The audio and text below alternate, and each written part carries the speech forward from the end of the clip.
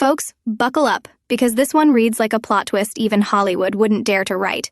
In a scathing takedown from the bench, U.S. District Judge Paula Xinis torched the Trump administration's quiet and brutal deportation of Kilmar Abrego Garcia, a Salvadoran man legally residing in the U.S., calling the move not just a bureaucratic blunder, but wholly lawless. Let me paint the stars and stripes picture for you.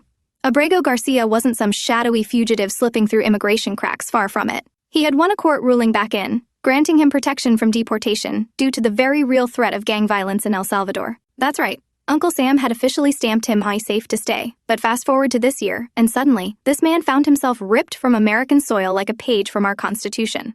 Without warning, without legal notice, and without any regard for the rule of law. In a flash, he was deported straight into the iron jaws of El Salvador's Notorious CECOT super prison, a place known more for terror than rehabilitation. You think that's bad? Hold on to your Liberty Bell, it gets worse. This wasn't a clerical oopsie. This was a calculated maneuver orchestrated by immigration hardliners still embedded in the administration. DOJ attorney Erez Reuveni, one of the top dogs in the department, helped push this deportation through, despite direct court orders protecting Abrego Garcia. Judge Xinis was having none of it, calling the deportation a complete breakdown of government integrity. She slammed the administration for knowingly violating judicial authority and endangering a man's life in the process. Her ruling? Get him back immediately. But instead of owning up to their constitution-crushing actions, the Trump administration appealed the decision. Their logic? The U.S. has no obligation to retrieve someone from a sovereign nation once they've been deported. Pardon my stars? That's like robbing a bank and saying you can't return the money because it's already in another state. To make matters even messier, Reuveni and his supervisor August Flenche have been quietly placed on administrative leave. Translation? Someone sweating red, white, and blue bullets. Now here's the twist of irony that makes your patriotic popcorn pop. This case didn't come from a liberal enclave. It rose from Maryland, a battleground state that often swings between red and blue.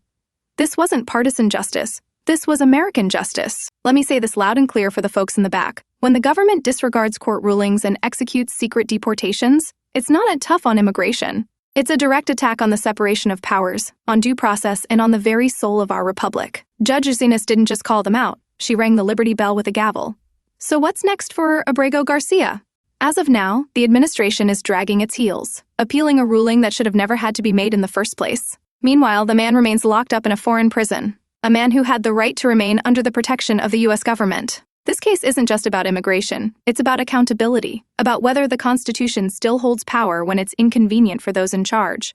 It's about reminding the executive branch, no matter who's in office, that in America, the rule of law reigns supreme. And that, my friends, is worth marching for, shouting about, and fighting to preserve. Signing off from the front lines, may your thoughts be as sharp as your stars until we meet again.